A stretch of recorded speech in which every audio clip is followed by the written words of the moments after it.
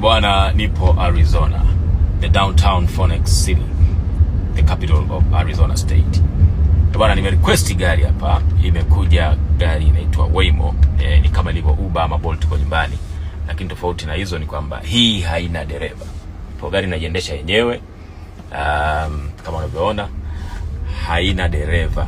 Kama ni kona inakata kona, kwenye mataa inasimama, kama kuna mtu anavuka barabara inampisha, inatembea kwenye lane yake, haiwezi kuhama lane. Kama ni ku overtake inachukua tahadhari kabla haijafanya overtaking ili kuhakikisha kwamba unakuwa salama. Kama hapo unaona gari imeelekeza nataka kwenda kushoto, lakini imeona kuna gari kule, kwa hiyo imebidi subiri kidogo, baadaye inakata kushoto, endelea na safari. Gari haina dereva.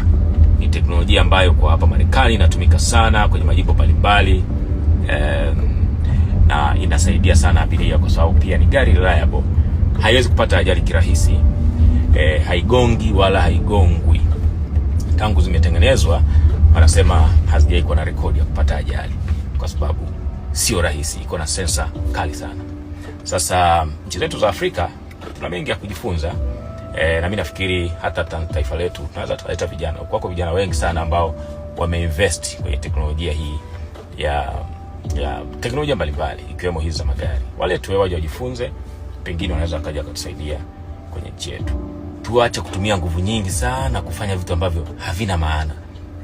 Tuache kutumia nguvu nyingi kupambana na wakosoaji wa serikali. Sijui nani amesema huyu, nani kamsema kiongozi fulani. Ni mambo ambayo hayana msingi sana. Sasa bahati mbaya huko ndo tumeweka nguvu. Tunaacha kuweka nguvu kwenye vitu vya msingi kama hivi vya kusaidia taifa. Tunaelekeza nguvu kwenye kufuatilia umbea. Wewe fikiria polisi kuna dawati la watu wa kufanya internet patrol. Yaani kabisa mtu anatoka nyumbani, ni baba wa mtu, ni mama wa mtu, anaenda pale polisi, anakaa kwenye dawati, anaanza kufuatilia kwenye mitandao umbea. Sasa hizo nguvu tunazotumia huko, tuzingezileta huku, watu waje wajifunze mambo kama haya. Tungefika mbali sana. Wenzetu wanawaza mambo makubwa. Hapa Marekani hakuna mtu anawaza si nani kamsema Trump. Wewe utamsema utajua mwenyewe, lakini taifa linasonga mbele. Sasa na sisi tuhame kwenye hizo zama za kufuatilia umbea, tuwekeze kwenye teknolojia.